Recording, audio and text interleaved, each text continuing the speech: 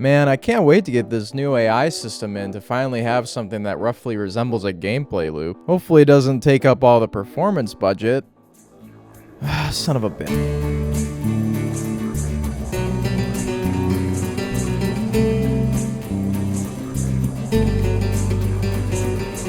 Well, if it ain't another roadblock against my efforts to create an actual gameplay loop.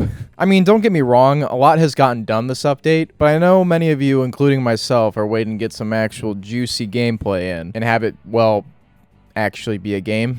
Regardless though, this update was an important one because I was basically forced to optimize everything more. If I didn't, well, the game wouldn't really be playable anyways, gameplay loop or not. Before I get into that though, I want to briefly mention the new weapons added to the arsenal this update. There's this big auto shotgun thing and an automatic pistol. I decided to try and get 2 weapons in this time around because I like pain, but also there's a lot more to go, so I need to get moving on that. Alongside those weapons, more work behind the scenes has been done on the weapons that have been a long time coming. I decided to get working on the radial bullet spread I was talking about a little while back, which should help the spread feel a little more fair, I guess. It does make a big difference though. Instead of it being completely random now, the spread has a way higher probability of firing towards the center. Now there's a little bit of math involved in that, and by that I mean literally just finding the equation someone very thoughtfully posted to Stack Overflow. I'll just be taking that. Thank you very much. It took a few tries, but the circle started to form. So now when we pick a random radius, it will always be nicely a little skewed towards the center. The ADS system has also been improved now to no longer be hard-coded, but instead actually line up the center of the sight to the exact center of the screen, which makes working with scopes a hell of a lot easier. There's also a bug with the sniper scope where the center of the crosshair where the bullet fires isn't actually affected by the camera shake, which I didn't even figure out was happening until I was messing around with the scopes. Oh yeah, and there's also a little bit of sound now.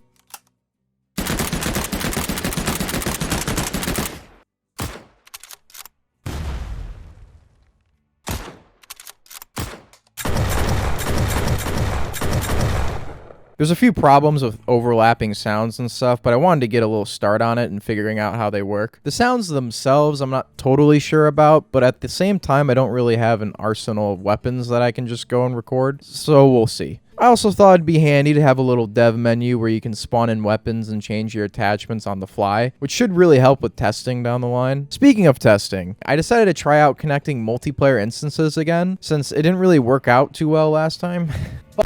Not work. It's still IP based, which will always be there for people who need it, but I'm hoping to get some Steam sessions working down the line as well. Thankfully, the connecting process was way smoother this time around. No virtual IPs were needed, but this is where the problems arose though. When there was more than 20 enemies on screen, the game would slow down to a crawl. I wasn't really sure what was causing it, so at first it was just a ton of trial and error disabling things like root motion and animations and the AI itself. The answer was a little bit more in depth than that, however, which means we're gonna have to get a little technical.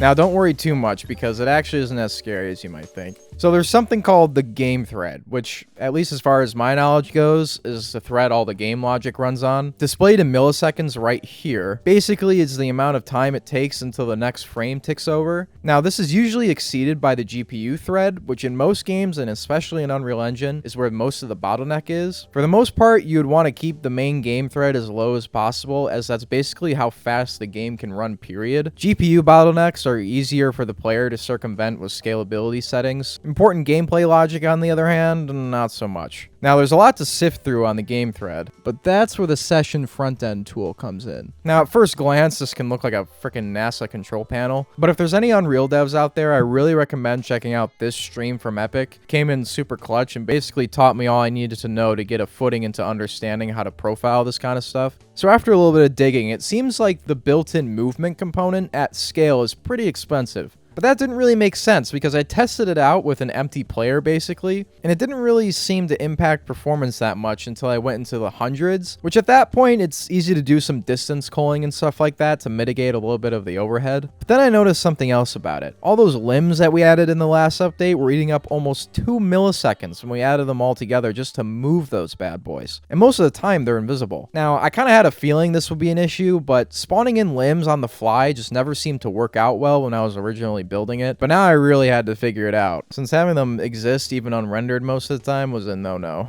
So of course, for a little bit it just was not working, but I eventually figured out how to do it well enough, hopefully. And oh boy, the performance gains were massive. I would say across the board, the performance was about 50% faster. It's not as much as I would have wanted, but still a massive increase. Now, there's definitely still some more performance on the table, but for now, the game can at least breathe with a reasonable amount of enemies on the screen. Now, unfortunately, all this debacle kind of took up a lot of my time to figure out, so not much else was done on the AI side of things, other than optimization. It was actually kind of surprising because at first I thought the simple AI I wrote was the problem, but it was probably the most performant out of anything. Collisions, movements, and animations are always going to be the biggest bottlenecks when it comes to characters in Unreal Engine, it seems. Regardless, being forced to learn all this stuff is paramount, because otherwise the game would just be unplayable, and for the future it's going to be really helpful to know all that context. So anyways, not too much exciting this time around, but important stuff nonetheless. As always, I'm hoping soon we can actually get some sort of map in as well. Depending on when this video comes out, the voxel plugin should be really close to releasing, so we might be able to mess around with that. I do want to get some gameplay going on though, so we're not just walking around shooting at the air and brain dead AI the entire time.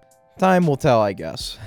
Thanks for stopping by as always, and hope to see you guys around here again soon.